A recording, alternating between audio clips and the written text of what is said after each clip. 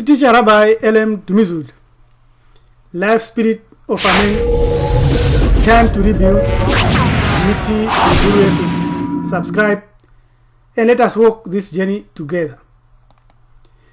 Racists are smarter. Tribalists are idiots.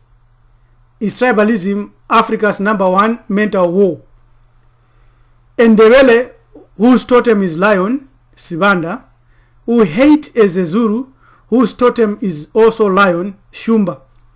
The mere fact that they are all black and catch hell as black people is not thought of. This is a conditioned state of the mind. It also leads us to ask, was Adolf Hitler misinformed? How was Hitler and the Nazis able to identify over 6 million Europeans out of other Europeans in Germany as Jews and annihilate them? Was Adolf Hitler a racist or a tribalist? Is racism wrong or it is a smart ideology? Do black people suffer more from racism or tribalism?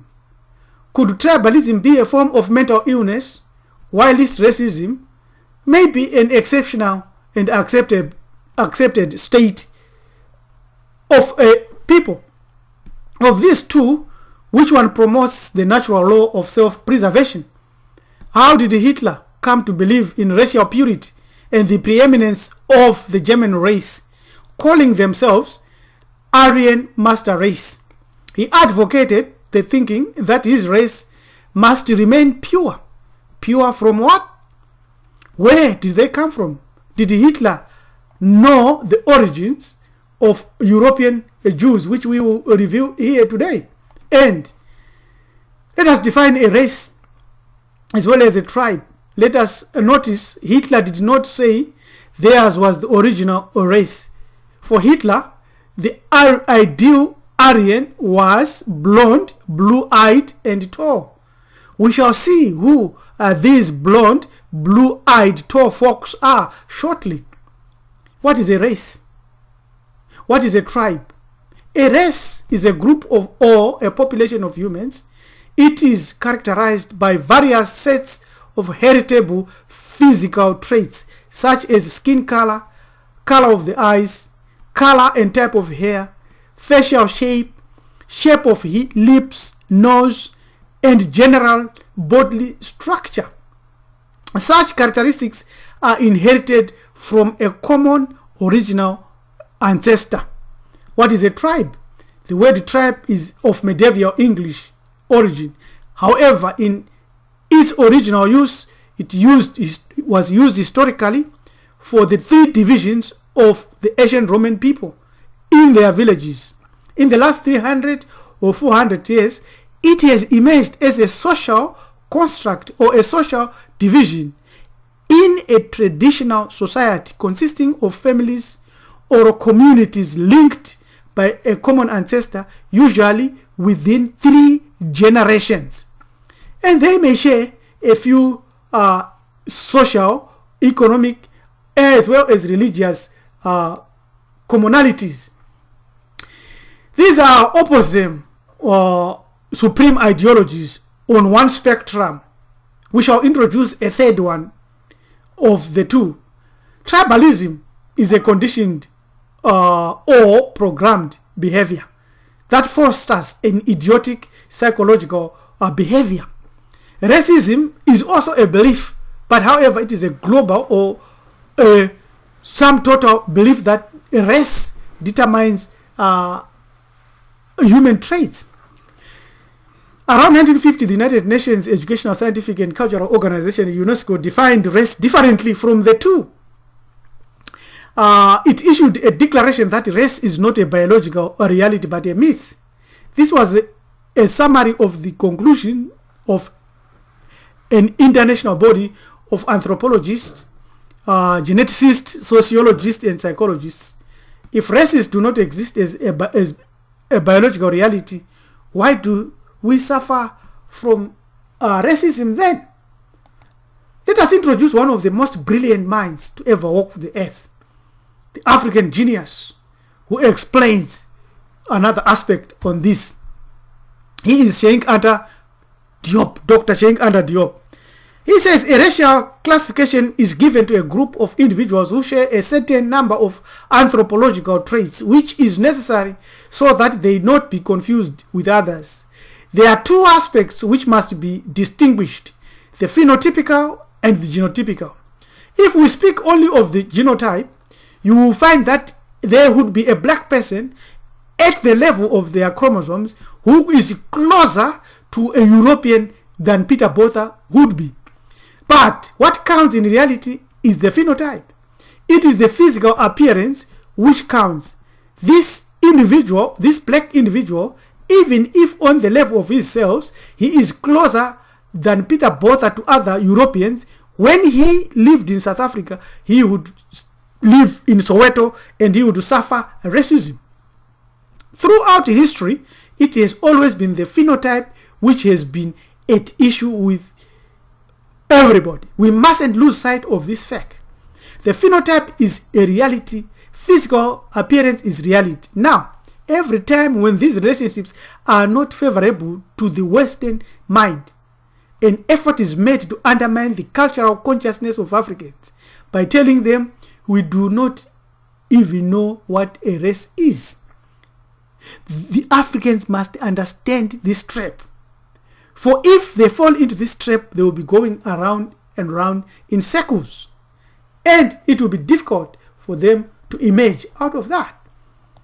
It is tribalism which has been destructive to Africa.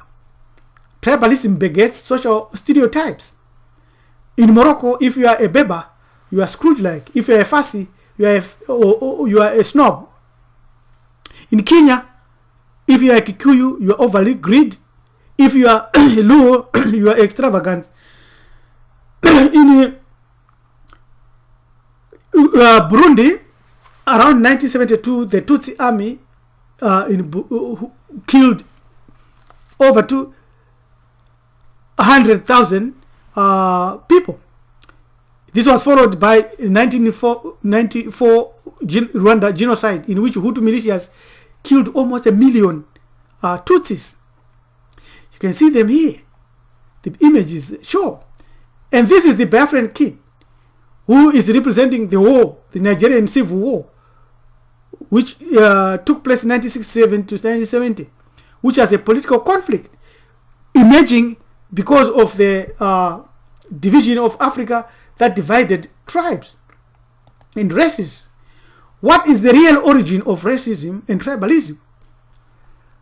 Now, this is, you see, the extensive mutilation on African temple images has permitted modern Egyptologists to contend from these fabricated images that ancient Egypt was a multiracial civilization. The conclusion, therefore, is that this one and only super civilization belongs to the world's heritage and not necessarily to African history. Yet they go on to create fake statues. This is Khafre, the original Khafre. These are fakes.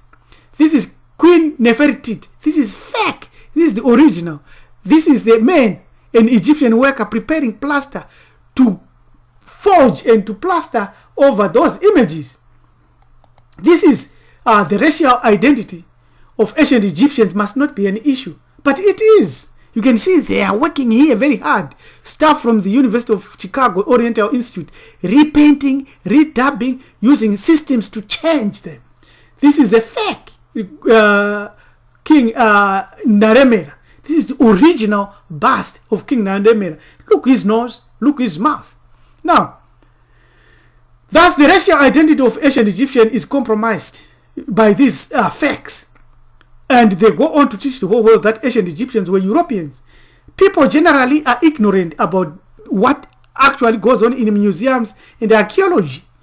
It is quite clear that what comes out today are stereotypes, are fakes, not originals. We continue to show you the facts. This is the original unrestored statue of Thutmose III as a young man. And this is the fake. This is Amenhotep's wife, Queen Tie. Look at the files there. They're filing and trying to make it look aquiline. This is a fake. And they are going on to destroy the originals. You can see these are the African pyramids found in Africa. And the Snefri pyramid, this one is Sonke. They don't teach and they don't publish this. The white Arabs who are actually Turks colonizing North Africa today, the so-called Middle East, with their cousins, the Europeans, both in Europe and around the world in universities and private halls, have worked so atrociously to destroy, steal, and disrespect the original artifacts of the Asian black people in Africa. In history, these people played no meaningful part. We are going to show you that now. In mankind's formative years, they were not involved and they know this. But they are resentful and they are proud, and this is what drives them and compels them to try to force a false place for themselves in mankind's history, where they really is none. They never were even closer. This is the image that we showed, and it is a fake. And we learn every day. We have learned now that the original image was this. And we show you this is the original image, where this never appears in many books. You can see it says, figure 16, the Hebrews in Egypt, the first two individuals on the right are blacks. They are the Egyptians, these ones, right? Those who follow are Hebrews bringing offerings, these ones. The difference between the two communities at this time is clearly visible. In the reproductions in textbooks, the two blacks, the Egyptians, are generally omitted. This one, you only see this. These, you don't see them. Now, let us go back and show that Europeans were the least advanced race in antiquity. Champollion, who was a European who was from France, who deciphered the hieroglyphics, affirmed this in his letter to his brother when he wrote, right in the valley of Biban el Moluk, we admired, like all previous visitors, the astonishing freshness of the paintings and the fine sculptures on several tombs. I had a copy made of the peoples represented on the bas reliefs. He goes on to explain that there were people there whom he saw and he thought they were performing something, but he realized that according to the legend itself, these people were just showing the geographical and divisions during that early epoch. He said, men led by Horus, the shepherd of the peoples, belong to four distinct families.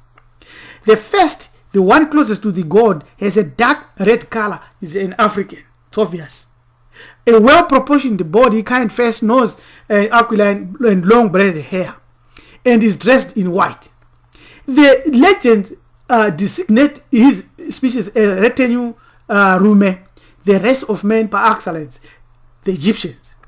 There can be no uncertainty about the racial identity of the man who comes next. He belongs to the black race. It's the same as the first man. He is designated as, in general term, as Nahas, which means the black.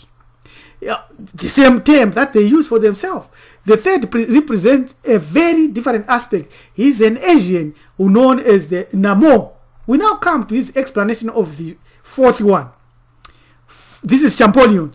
Finally, the last one is what we call flesh-colored, a white skin of the most delicate shade. You see that? A nose straight or slightly arched, blue eyes, blonde or reddish beard, tall stature and very slender, clad in hairy ox skin, a veritable savage tattooed on various parts of his body. He is called Tamahu. This is Champollion. And these are the people, the blue-eyed, blonde eyes, tall, that Hitler thought were the original. Now, we now look at the biblical Africans. This is the book that we are using here now. The Africans who wrote the Bible by Nana Banchi Dakwa. You must get this book. It illustrates that the Israelites or the ancient Hebrews moved out of Africa into West Africa, North, and they were taken into slavery into North America, Caribbean, and South America during the transatlantic slave trade. They also moved right into Africa via Ethiopia, Somalia, Kenya, Tanzania, Mozambique, Malawi, Zimbabwe, Zambia, and filled the whole area. This is according to Nana Bachitakwa. Now, we continue with the Africans, that they are the indigenous or native Hebrews. The greatest undisclosed facts from Africa that have never been told to the majority of Christians is the tribal nature of the nation of Israel. In that sense, the Bible is a very tribal book. It must be read with a huge open mind. The Bible is clearly a plagiarized history of ancient Egypt. It is the untold story of the African tribes that were part of the African Egyptians, whose race, as we have already shown, was of black stock. Some of these people, African tribes, left ancient Egypt, went into Europe and intermarried with Europeans to produce the European Jew, who was targeted for destruction by Adolf Hitler. Therefore, Hitler knew what he was doing, knew which people he was targeting. The story about these people is that when they came back into Africa, according to Nana Bancher, the African people had two major problems when they returned back to ancient Africa. After their exodus, they could not find their original tribes in Africa. But also, they had intermingled with people of the other lands. They were physically, linguistically, and culturally not the same as their tribesmen from which they had originated. Some could no longer claim to belong to the African tribes of ancient Egypt. By that time, the Greeks and the Romans were ruling Africa. Because of this, these African people, when they returned to Egypt, grew closer to the Greeks, who they were beginning to look more like than their ancient Egyptian tribesmen. This is critical to understand, because when we revisit our original thesis, revisiting our original aim, we realize that during 1933, Hitler compelled Goebbels to make a movie to portray the Nazi people. In one of the segments of the Nazi instructional film, he says the genetic heritage of the Jew is purportedly traced to Oriental, Negroid, and Near Asian and Hamitic peoples. Hence, in the film, he concludes that the Jew is a bastard. This is Hitler. Below, the villainous title characteristics of Judas, a violent anti-Semitic melodrama, spins schemes, and therefore he instituted the Nuremberg laws, which made anti-Semitism into scientific racism, and continued to ostracize the German Jew. The Nuremberg laws classified people with 4 German grandparents as German or kindred blood. You see, 3 generations. This is tribalism, which is destructive. People were classified as Jews if they descended from 3 or 4 generations of Jewish grandparents or African grandparents, because he later goes on to say these were Michelin or crossbreeds or mixed blood. These were black people who were targeted by Hitler for destruction. We know that self-preservation is an important thing. This is also what Floyd Mayweather said. On one hand, it is also destructive, as we can see there. Even following some natural laws, we know that it is destructive. Now, self-preservation is a natural law which has an inclination to live. And also, we go back to the Bible, which is a very racial and very tribal book, which must be read with extreme extra care. Europe has been trying very hard to obscure for the past 2,000 years the African origin of this tribal base. The names in the Torah, like Abraham, Isaac, Esau, Jacob, and many others, we have proved that they were African, and they are African names. Did you know that the earliest Hebrew name for God, Adonai, is derived from an African tribal word? Christian Europe has never known this, because it has never known that the African linguistic and African side is found in the biblical story. This is the Ashanti priest, Ashanti queen. You can see the breastplate there is a Hebrew found in Ghana. Now, African, we continue with another book on African names. The indigenous tribal name of the most popular ancient Egyptian king today, who is known as Tutankhamun is Tutu Ankoma. The African king who also built the Giza pyramid is Akufu, not Kufu, as the Greeks wants to tell us. We also know that his two sons who completed the procession of pyramids and placed the lion in front of the procession were Dade Afre, not Jedefra. And his other brother was Okere Afre, not Kefren. The modern dynasty of these ancient kings is the Akwapem dynasty that can be found today in eastern region of Ghana. Even the cities, we know that the city of Mamfe or Memphis is Mamfe. Nana Dankwa says, in eastern region of Ghana, there are the Akwapen people. These are the people of ancient Egyptian kings, like Akufu, Dade Afre, and Okre Afre, and many others. You can read about this in his book, The Africans Who Wrote the Bible, pages 12. In conclusion, therefore, we realize that Hitler knew that the original human race emerged out of Africa, because the German scholars during that time had already proved that, and they knew that, and the Europeans had come to Egypt and proved that. His aim was to wipe out anything that came from this original root.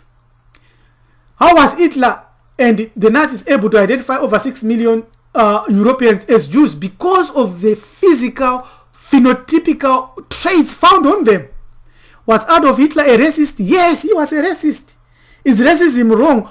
Yes and no. It could be a smart ideology for self-preservation, or abused like tribalism. It can fall back to tribalistic level. Yes, Hitler projected racial ideology. His real goal was to wipe out everybody else except his own. It is time black people learn the authentic values of self-preservation. Tribes are the smallest units of a race. To support it, or to support a tribe, is tantamount to being a traitor to your own race. This is the hour to learn and effectively put into line that racism could be the gear or the driver for our future as and life as a race. It is time we practice brotherly love, harmony, and support. You meet and see a black person, embrace him or her. He or she is you. To hell with those who promote tribal philosophies. Thank you for watching. Subscribe, send the message. Goodbye.